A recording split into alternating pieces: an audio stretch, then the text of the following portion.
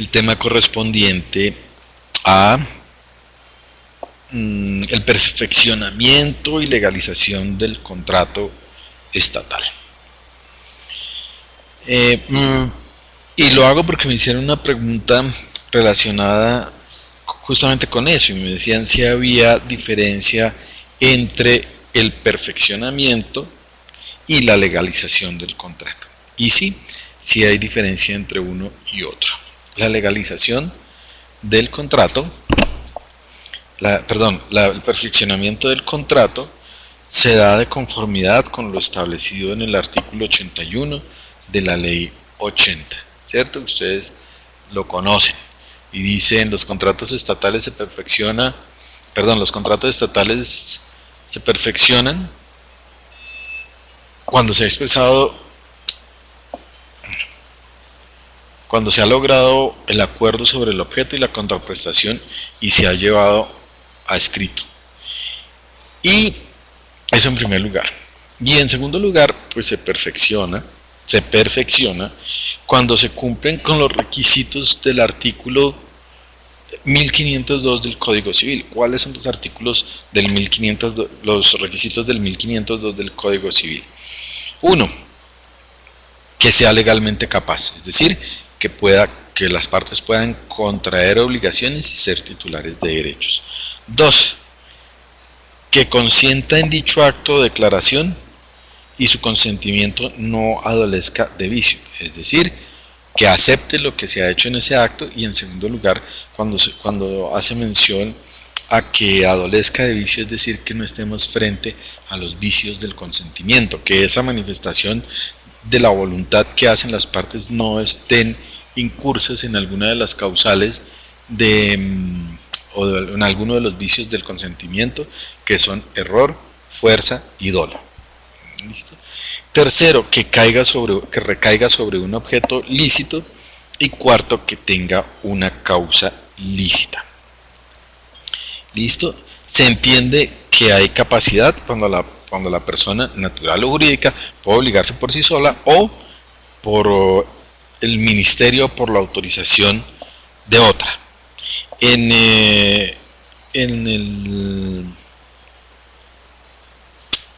En el segundo caso, pues habrá de tenerse en cuenta, es decir, en el caso del consentimiento libre de vicios, el 1508 del Código Civil, cuando se habla de error, fuerza y dolo, 1508, 1510, 1513 y 1515 del Código Civil.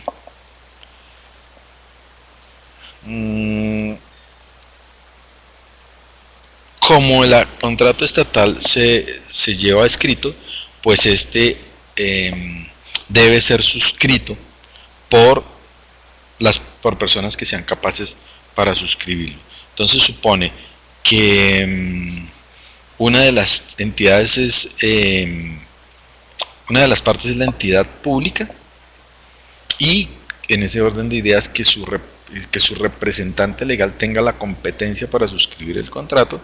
y de otro lado, es decir, por parte del contratante, cuando se trata de una persona natural, pues tendrá que tenerse en cuenta que no esté viciada la voluntad de esta persona, y si es de una persona jurídica, pues que dentro del objeto social se le autorice a X sujeto para que suscriba el contrato y no tenga limitaciones para hacerlo. Eso en cuanto al perfeccionamiento. Ahora, en cuanto a la legalización, que es una cosa distinta, la legalización se da con dos presupuestos. El primero, que se haga el registro presupuestal, so pena de incurrirse, si no se hace, en una falta gravísima con la respectiva sanción para el funcionario que omitió la labor o la tarea que le había sido encomendada de realizar el registro presupuestal. Y esa falta disciplinaria, que eventualmente puede ocasionarle un detrimento patrimonial a la entidad, pues si lo ocasiona, deberá o seguramente irá acompañada con la respectiva repetición por parte de la entidad en contra del funcionario a costa de su propio pecunio, para que pague los daños que fueron que le ocasionó a la entidad. Y en segundo lugar, se completará la legalización del contrato estatal una vez se ha aprobado la póliza de garantía. Con estos presupuestos, los del artículo 41 más los del 1502 del Código Civil, el 41 de la Ley 80, los del 1501 del Código 1502 del Código Civil y siguientes, 1508, 1510, 1513, 14, y con los dos últimos que les mencioné, es decir, la legalización en cuanto hace referencia al registro presupuestal y a la aprobación de la póliza, se entenderá que se han cumplido todos los pasos necesarios para dar lugar o para arrancar con la ejecución del contrato estatal. Ejecución que harán las partes, además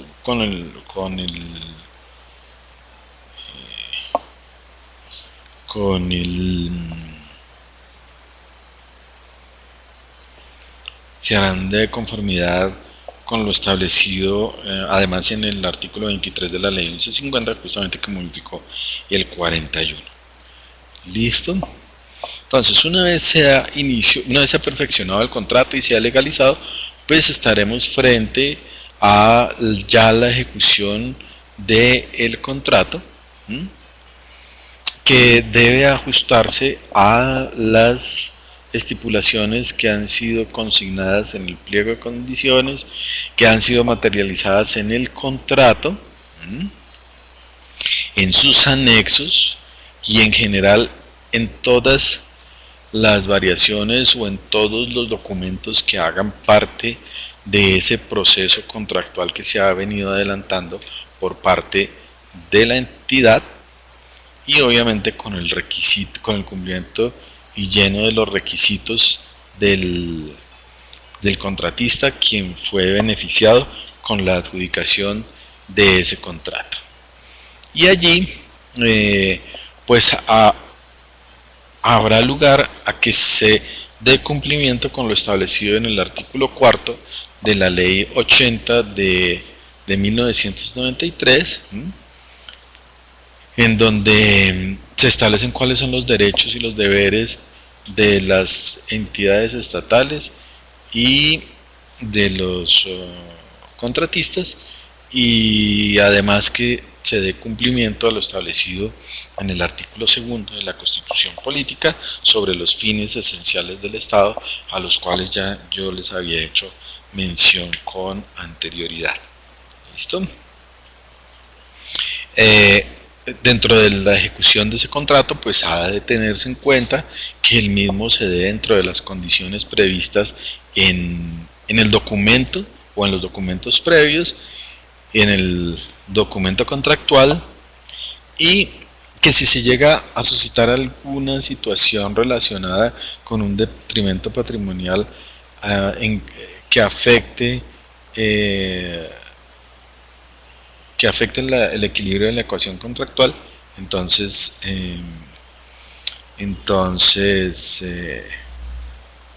se procederá a tomar las medidas necesarias para solucionar ese impasse cuando el contratista así lo solicite, o cuando la entidad que ha sido consciente de esta situación pues dé lugar a ello. Pregunta Guillermo: en el caso de que no se haya ejecutado el 50% de la obra y que la entidad decida declarar la caducidad, ¿se puede proceder de inmediato a llamar al segundo proponente en orden de elegibilidad, o se tiene que cumplir algún requisito para proceder al llamado previo? La caducidad es la mayor sanción que tiene un contratista cuando incumple con el contenido del contrato. Lo ideal es que la entidad, antes de proceder a declarar la caducidad de un contrato estatal, busque una solución que no genere situaciones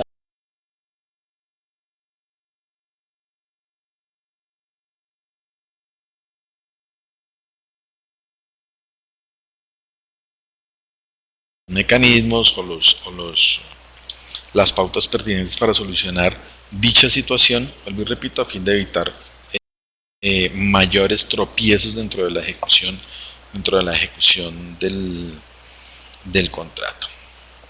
Y normalmente lo que se hace es buscar que haya una sesión del contrato para que en ese sentido se proceda a continuar con la obra sin necesidad, vuelvo y repito, de entorpecer justamente el desarrollo contractual de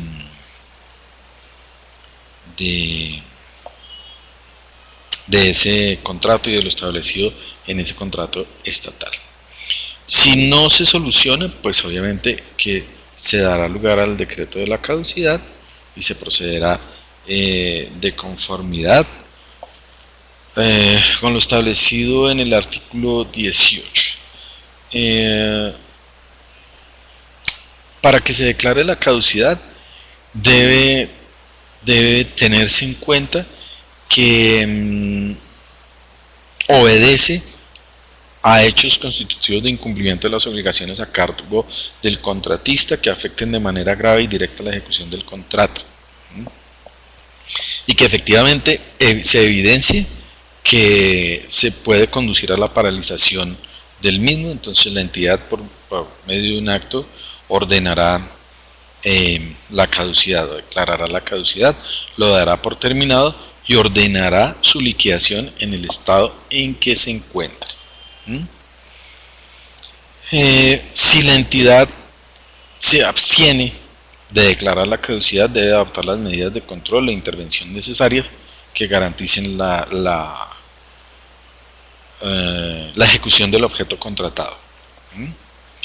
Y la declaratoria de caducidad no impide que la entidad contratante tome posesión de la obra o continúe inmediatamente la ejecución del objeto contratado, bien a través del garante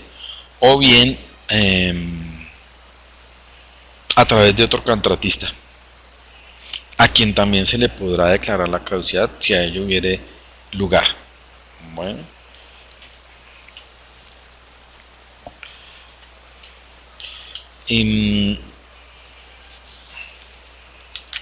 hay una sentencia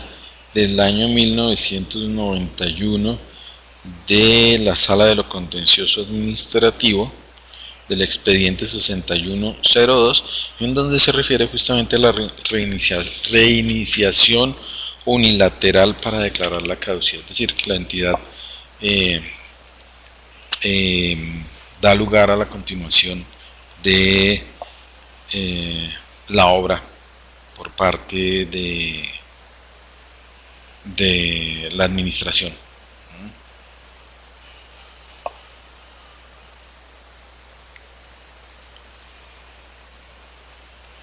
Y la entidad pues queda liberada, dicho el Consejo de Estado, una vez declarada la caducidad, a escoger otro contratista cuyas calidades que cumpla las calidades que se solicitaron en los pliegos, ¿no? Es decir, que debe cumplir con todos los requerimientos establecidos allí. Miren, la sentencia es del 16 de abril de 1991, magistrado ponente Carlos Betancourt Jaramillo, y el número del radicado o el número del expediente es 6102. Y hay otra que les puede ilustrar también, que es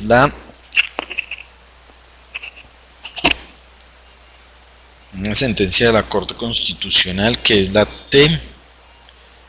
569 del 98. T 569 del 98 de la Corte Constitucional. ¿Listo?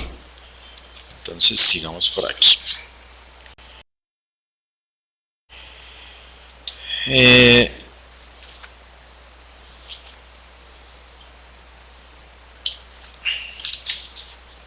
En cuanto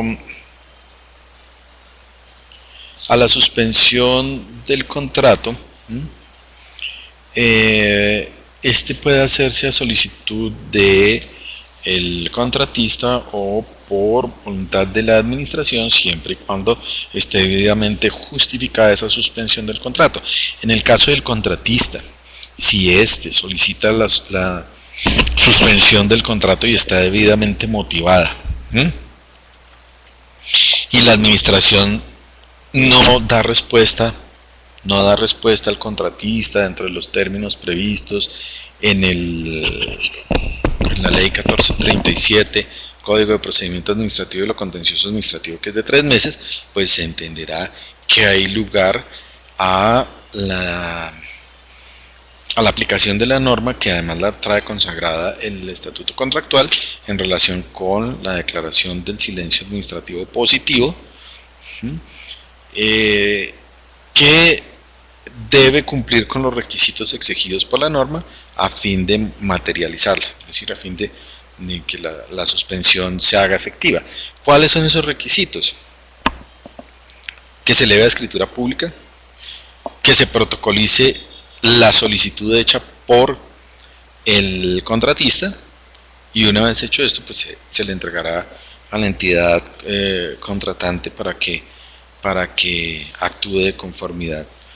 Además, porque es una sanción, es un castigo para la administración que no ha actuado de manera oportuna y de manera efectiva frente a la solicitud o al llamado que le ha hecho el contratista para evitar que se den situaciones que afecten la ejecución del contrato de la manera como está previsto. Debe suspenderse por un lapso determinado cuando sobrevengan circunstancias que no son atribuibles a las partes, y que obviamente impidan la ejecución del contrato. Bueno,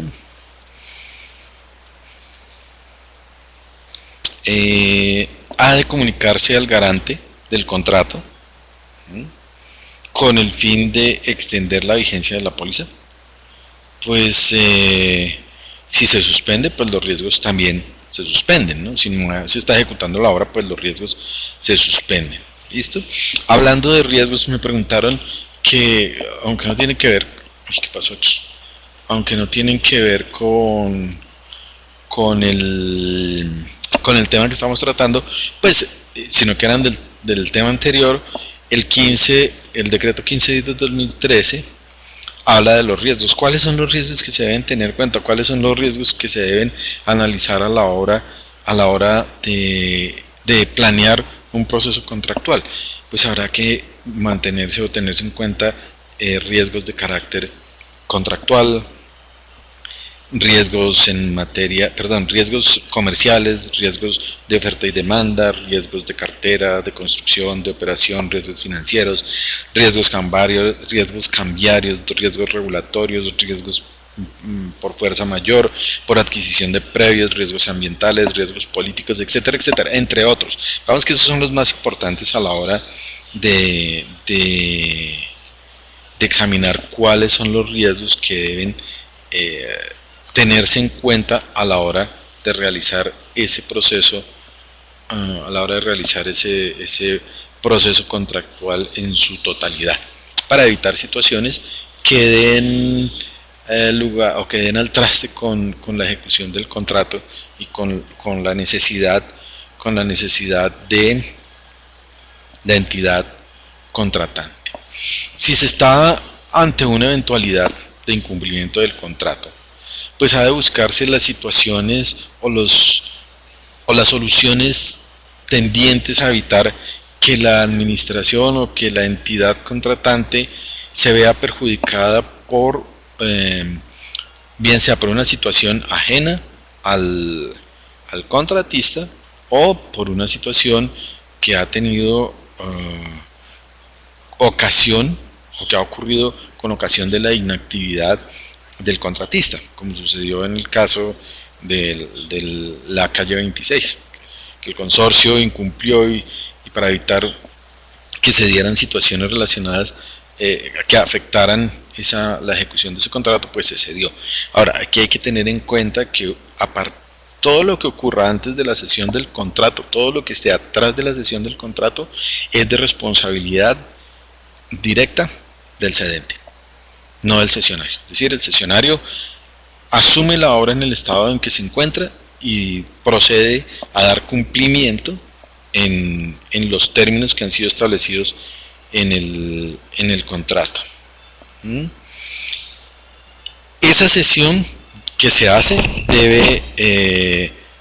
tener en cuenta lo siguiente, que aquel a quien se cede el contrato debe cumplir con los requerimientos hechos inicialmente, requerimientos de carácter profesional, del personal técnico, y debe tener la autorización de la entidad. Si no, pues no habrá lugar a ceder en cabeza de una determinada persona el contrato, pues eventualmente se estaría frente a un nuevo incumplimiento que obviamente dará lugar a las sanciones del caso, tanto para el contratante como para la entidad, para el contratista que ha incumplido nuevamente con ese proceso contractual.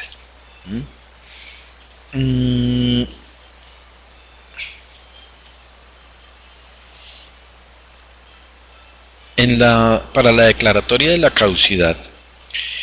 que les venía mencionando, pues debe tenerse en cuenta que haya incumplimiento de las obligaciones por parte del contratista. Debe ser él quien dé lugar a esa situación o que dé origen a esa situación y que afecten de manera grave y directa la ejecución del contrato que ya se inició con el cumplimiento de los requisitos de legalización y de perfeccionamiento del mismo y que eventualmente puedan dar lugar a la parálisis del contrato, pero que además la entidad debe manifestar mediante un acto administrativo motivado para proceder a dar por terminado el contrato y la subsiguiente liquidación en el estado en que se encuentre. Esto resulta eficaz siempre y cuando la entidad no cuente con otra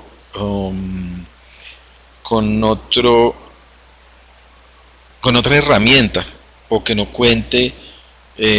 con otro medio para procurar que el contrato se efectúe o se ejecute de manera satisfactoria, y una vez se agota los recursos de ley y le ha seguido el debido proceso al contratista para que dé la explicación por la cual ha incumplido con ese contrato. Hay que resaltar que es un modelo de extinción del contrato, pero el incumplimiento debe ser de tal magnitud que no se pueda cumplir o que no se pueda continuar con la ejecución del contrato, porque en caso contrario lo que ha de hacerse es que se le llame al contratista y se le solicite que cumpla con el contrato y que dé las explicaciones, y obviamente allí también juega un papel importante la interventoría, quien está o debe estar al tanto de la ejecución de ese contrato. Contra el acto administrativo que declara la caducidad procede el recurso de reposición, es decir, por no ser obligatorio el recurso de apelación, si se declara la caducidad, el contratista que se considere afectado entonces procederá a acudir a la jurisdicción de lo contencioso administrativo a través del medio de controversias contractuales, que de acuerdo con el artículo 164 de la ley 1437 del 2011, pues tiene unos términos de caducidad muy específicos, y los encuentran, vuelvo y repito ustedes, en el artículo 164, que habla de la oportunidad para presentar la demanda, y que lo encuentran ustedes en el literal J, en el literal J y sus numerales 1, 2, 3, 4, 5, y en el literal K cuando tiene que ver con títulos derivados del contrato. Bueno, para que ustedes tengan presente los temas de la caducidad del medio de control que dependen de las situaciones a que se apele. Por ejemplo, si son contratos de ejecución instantánea, los términos de caducidad se cuentan desde el día siguiente a cuando se cumplió o debió cumplirse con el objeto del contrato. En los que requieren liquidación y esta se ha efectuado con un acuerdo desde el día siguiente a la firma del acta. En los contratos en que requieren liquidación en los que requieren liquidación desde el día siguiente a la determinación del contrato por cualquier causa, en los que requieren liquidación y esta se efectúa de manera unilateral desde el día siguiente al de ejecutoria del acto administrativo que la apruebe, en los que requieren liquidación y no se logre por mutuo acuerdo o se practique por parte de la administración de manera unilateral, una vez se ha cumplido el término de 2 meses contados a partir del vencimiento del plazo. En términos generales, pues en esas circunstancias la caducidad del medio de control es de 2 años, bueno, pero dependiendo la situación que se evidencie en los términos que les maneja el artículo 164 del Código de Procedimiento Administrativo y de lo Contencioso Administrativo. Juan Manuel, si cuando se va a iniciar una obra se descubre que no es la mejor opción técnica ni cumple con los requerimientos ambientales de ley, se puede modificar el objeto contractual, dejando en evidencia el incumplimiento al principio de la planeación sin que se generen responsabilidades disciplinarias. No, porque mire, si vamos a iniciar la obra, es decir, si vamos a ejecutar la obra, ya entendemos que ha habido una legalización y un perfeccionamiento del contrato. Y en ese sentido se estarán generando unas situaciones a favor del contratista que cumplió con lo que le dijeron. Y si él presentó una propuesta y esa propuesta fue avalada por la entidad, pues la entidad es la que tiene la responsabilidad en ese momento, a menos que el contratista haya actuado de manera soterrada y que haya actuado por fuera de la ley, dando lugar a esa situación, es decir, que haya incurrido, por ejemplo, en el tipo penal de fraude procesal, por una entrega indebida de documentos o por documentos que no son acordes a la realidad. Bueno, en fin, pero si ustedes evidencian que hay situaciones relacionadas con la planeación, pues las responsabilidades disciplinarias han de ser asumidas por la persona que se encargó del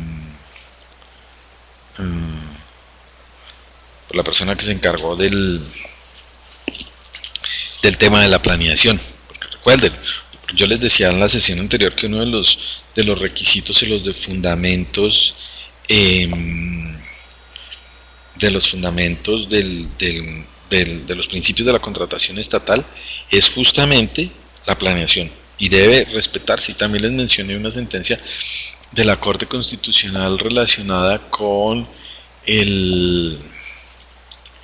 cumplimiento de